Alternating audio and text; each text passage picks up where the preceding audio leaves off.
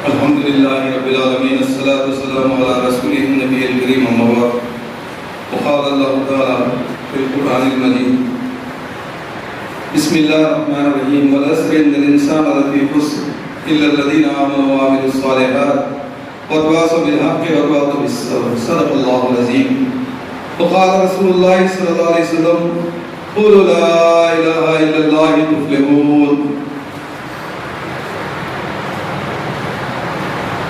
عزیزان گرامی،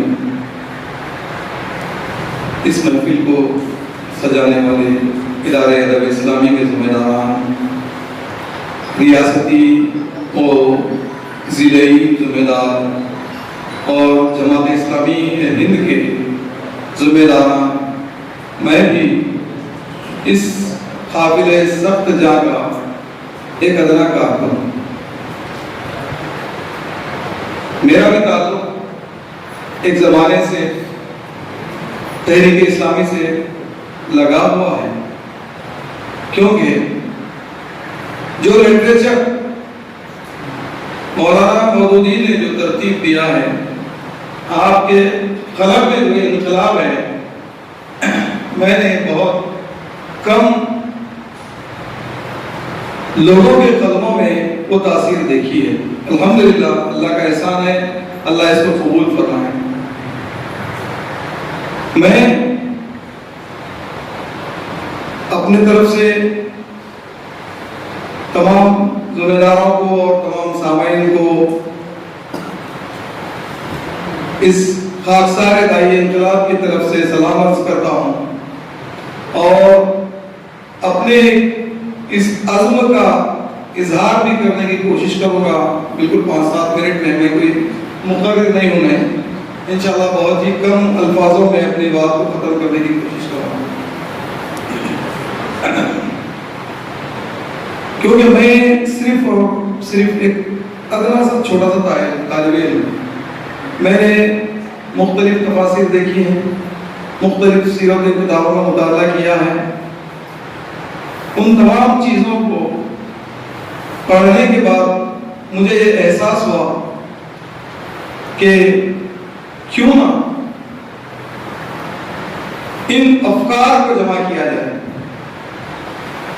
کیونکہ تحریک اسلامی کا مین مقصد ہے فکر ٹرانسفر کرنا، اور فکر کو جو جتنی ہم مختصر کریں گے اتنی ہماری فکر مؤثر رہیں گی.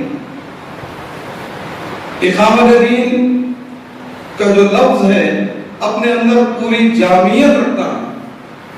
اسی اعتبار سے اگر ہم اپنی زندگی کا اگر منصوبہ بنائیں، آپ صلی اللہ علیہ وسلم کی زندگی کو سامنے رکھ کر، تو میں سمجھتا ہوں وہ دن بھی دور نہیں جب صرف 23 سال کے عرصے میں، ادھر 20 سال کے عرصے میں 2 بڑے براعظموں پر اسلامی مملکت کا قیام ہوا، عدل کا نظام قائم ہوا، ظالم کا نظام، ظلم کا نظام کے خاتمہ ہوا. یہ اصل وہ اسوہ حسنہ ہے جس کو ہم اپنے زندگیوں میں لانے کی ضرورت ہے. دیکھیے، آپ سیرت مبارکہ کا مطالعہ کیجئے. سب سے پہلے تو آپ کی زندگی جو 40 سالہ تھی، آپ مجسم انسانیت تھے، انسانیت کے پیکر تھے.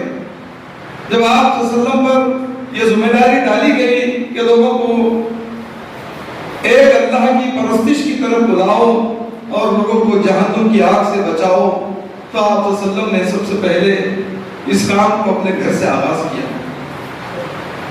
اس کے بعد گلی کوچوں میں اس کام کو کرتے رہے.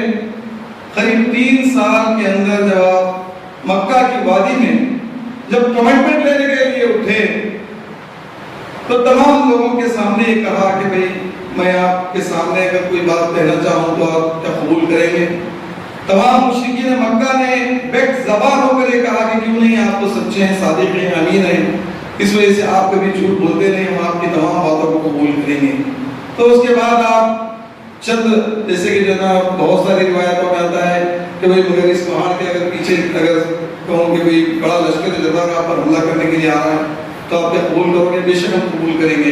تو سنو، کیونکہ ہماری زندگی کے خاتمے کے بعد تمہاری اصل زندگی شروع ہونے والی ہے. اس زندگی کا جو انجام ہے سورگ اور نرگ ہے. یہ ہماری ہندوستانی زبان میں بتا رہا ہوں, سورگ اور نرگ ہے. اگر آپ کو نرگ میں سے بچنا ہے تو آپ کو جو ہے نا ایک اللہ کی پرستش کرنے کی طرف آنا پڑے گا. قولوا لا الہ الا اللہ تفلحون. پھر اس کے بعد آپ صلی اللہ علیہ وسلم کا جو طریقہ رہا ہے, صحابہ کا جو طریقہ رہا ہے, جب بھی ایک دوسرے سے ملتے اور ایک دوسرے سے بچھڑتے تو سورہ عصر کی ایک دوسرے پر تلقین کرتے.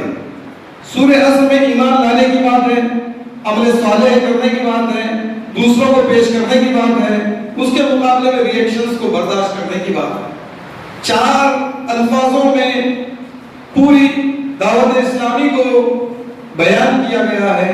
بس اسی کو اگر ہم اختیار کریں گے تو یاد رکھو, جس طریقے سے صرف 23 سال میں اللہ کے رسول صلی اللہ علیہ وسلم نے ایک منصوبہ بند طریقے سے دنیا میں اسلامی انقلاب کو برپا کیا, لوگوں کو جہنم کی آگ سے بچا کر جنت کے دروازے پر لے گئے, کیا وہ ہمارے لیے ممکن نہیں؟ آپ اندازہ لگائیے کہ بھئی دعوت کا جو مرحلہ تھا, آپ صلی اللہ علیہ وسلم نے صرف 13 سالوں میں اپنا پورا ایسٹ لگا دیا, جان کی بازی لگا دی لوگوں کو جہنم سے بچا کر جنت میں لے جانے کی. کیا ہماری یہ کوشش ہو سکتی ہے؟ کیا ہم پاک دین کے مسلمان؟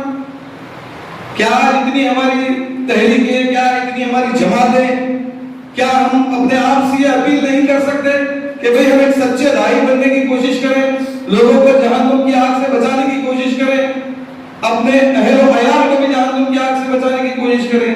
میں سمجھتا ہوں اگر اتنی ہی اگر طلب ہمارے دل میں آ جائیں گی تو بہت ہی آسان ہے اس کام کو انجام دینا. خیر بہت زیادہ تو باتیں کہنی نہیں ہے, مگر اس کتاب کی ترتیب میں مجھے جو بھی مسائل پیش آ رہے تھے الحمدللہ میں ہمارے محسن الجناب وحید اللہ سرمد صاحب سے رجوع ہوتا رہا, سینکڑوں مرتبہ رجوع ہوتا رہا, اس کی تصحیح کرتا رہا, مختلف علماء سے رجوع ہوتا رہا, اس کی تصحیح کرتا رہا, مختلف دانشوروں سے رجوع ہوتا رہا, اس کی تصحیح کرتا رہا, جس کا نتیجہ ہے مجھے قریب 1 سے 1.5 سال کے درمیان میں اس کتاب کو ترتیب دینے کا موقع ملا. یہ میری بہت بڑی سعادت مندی ہے, اور بہت سارے ہو سکتے ہیں اس میں خامی تو نہیں بولوں گا میں, کمیاں ہوں گے ضرور اس میں. انشاءاللہ جو ہے نا مزید اس کو سدھارنے کی میں پوری کوشش کروں گا. میں اس کے لیے خاص کر ہمارے دوست جناب علی جناب وزیر اللہ سرمد صاحب کا بہت ہی مشکور و ممنون ہوں, جنہوں نے اس کتاب کی ترتیب میں میری بھرپور رہنمائی کی, اور ہمارے اساتذہ حافظ قاسم صاحب نظامی جو دارالنظامیہ کے فارغ ہیں, انہوں نے بھی میری بہت نمایاں مدد کی. ڈاکٹر عبدالحمید اکبر صاحب نے بھی میری بہت مدد کی, جس کے تحت میں جو ہے نا اس کتاب کو ترتیب دینے میں کامیاب ہوا. میں اللہ سے دعا کرتا ہوں کہ مجھے آخرت میں اس کا اجر عطا ہو انشاءاللہ. اور 2 ویژنز ہیں, کیونکہ یہ کتاب ایک سرسری اسوہ نہیں ہے, یہ منظم پلان ہے. اللہ کے رسول صلی اللہ علیہ وسلم کا منظم پلان ہے امت محمد صلی اللہ علیہ وسلم کے لیے. جیسے کہ ہمارے دوست جناب علی سرمد صاحب نے بتایا کہ ہم عملی طور پر اگر کچھ کرنے کے لیے اٹھیں گے تو انشاءاللہ عمل آسان ہو جائیں گے, اور اس کے اثرات بھی پڑیں گے, بشرطے کہ ہم عملی طور پر سیرت کو اپنائیں, سیرت کے اوپر عمل کرنے کی کوشش کریں. اپنے گھر والوں کو, اپنے محلے والوں کو, اپنے شہر والوں کو, پھر اپنے ملک والوں کو سیرت طیبہ صلی اللہ علیہ وسلم کی زندگی سے روشناس کریں گے. وہ دن بھی دور نہیں کہ دیش جگمگائے گا نور لا الہ سے, کفر بھی دل ملائے گا نور لا الہ سے. باطل سے دبنے والے اے آسمان نہیں ہم 100 بار کر چکا ہے تو امتحان ہمارا. بس آخر میں ایک شعر کے ساتھ اپنی گفتگو کو ختم کرتا ہوں. غلامان محمد کا وطیرہ ایک خاکساری ہے, مگر یہ خاکساری قیصر و کسریٰ پہ بھاری ہے. السلام علیکم.